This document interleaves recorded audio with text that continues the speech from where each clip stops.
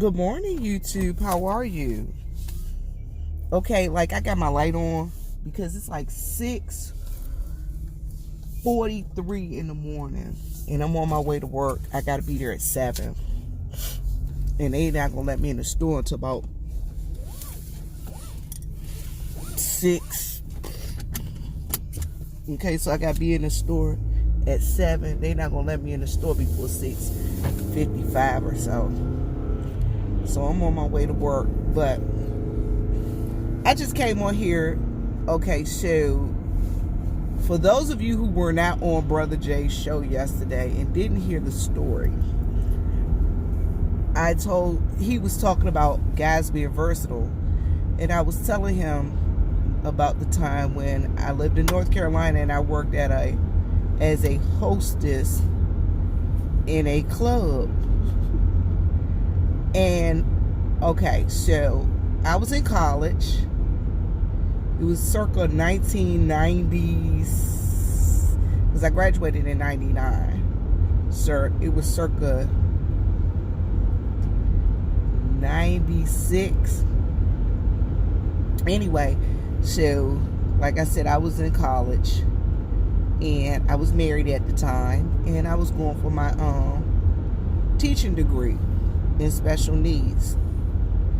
And I actually, well, that's neither here nor there. Anyway, so I was looking for part-time work. Okay, the VA gave me a part-time job, but gave me work study, but that wasn't enough money for what I needed to do and help in taking care of the bills in the house. So I went and got me a part-time job. And the part-time job said hostess or host at a nightclub. So I was like, okay, I go out from time to time anyway. I could be a hostess at a nightclub because I like to get down. I like to have fun. I like to party.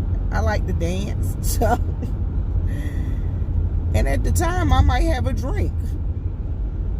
I never drank over like 2 drinks, but you know, so I'm like, all right, cool. So I go and I apply for the job at the unemployment office in Fayetteville, North Carolina. So I get there and I'm like, yeah, I'm here to apply for the job. They were like, okay, this is the club. Y'all, it was a basement, kind of like this basement game room thing in this hotel. And it had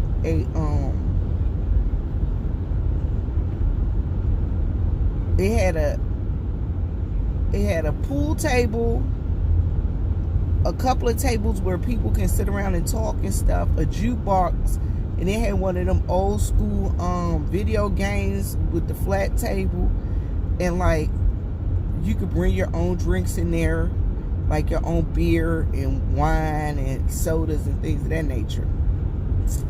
And all I had to do was dispense out quarters for the machines, for the jukebox and the pool table, and for the video game. Nobody really played the video game, but they always shot pool, and they always wanted to listen at the jukebox.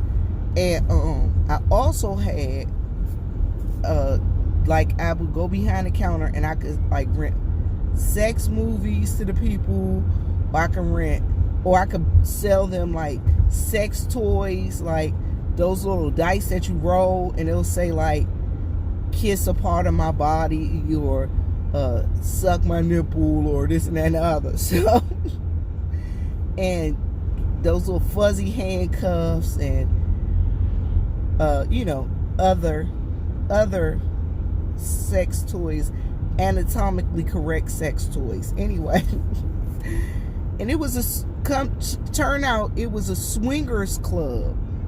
The hotel was a swingers hotel. I didn't realize that they had a swingers hotel in Fayetteville. So my first night there, I met a young lady and her husband, Caucasian couple. He was a senator. They lived in Florida and they drove back and forth from DC to Florida. And on their way, they would stop in Fayetteville at this swingers club. And they did this every time they drove back and forth. And they would like stop at the club. That was like their midway point. Y'all would not believe some of the people that I met there. And I got paid an hourly wage. Is that my baby daddy? That is my baby daddy. I should have told him to go past my house and pick up my but I gotta go to work. But so all right, so I got paid an hourly wage, but they also tipped me. And the tip, like T.S. Madison said, the tips are not for what you do. The tips is for you to shut the hell up. Y'all, I was good at shutting the hell up. And then later on, when I started like doing my my teaching classes and things of that nature, where I had to go and visit different schools and stuff, y'all, I started running into some teachers and their husbands and things of that nature that were at that club. I ain't know nothing. Nothing. Wasn't my business. But it was a lot of people that came through there that you would not believe come through those places. And I thought the place was kind of seedy. And I worked there. I worked there about about a month and a half, 2 months. Y'all, I got sick one day. I felt like that was the Lord telling me, you can't go back up in there. I got a real bad sinus infection to the point of, I was like, this ain't cool. Y'all, I got out of that joint so quick. It's like, I ain't playing this. I can't do this.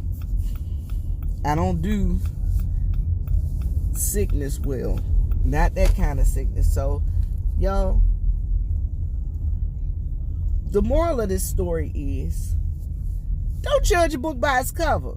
Because you never know what people have seen and experienced and done. And I've been around and I've seen and I've done some weird things. So, as I always say, like, share, and subscribe. As my mom always say, live, love, and laugh. And as my daddy say, Lord, make me a blessing so I can be a blessing. I know y'all wondering, what in the world is she doing? Y'all, I'm adding some extra gloves into my stash because I wears my gloves at work. And I'm not playing with these people. I don't care what they say. I got to make sure that I'm okay. Because ain't nobody going to take care of Vivian like Vivian going to take care of Vivian. I know y'all like she turned her light on. Because I'm packing my bag to go in here. It's 6:51. Let me go and see if they're going to let me in the door. Anyway, y'all, it's supposed to be 86 degrees today. I ain't even going to take this in there because it's supposed to be 86 degrees out here today. Oh, wait a minute. Let me take my other keys out. Because I only take my car key in there. Get here. It must be in here. Anyway, y'all, so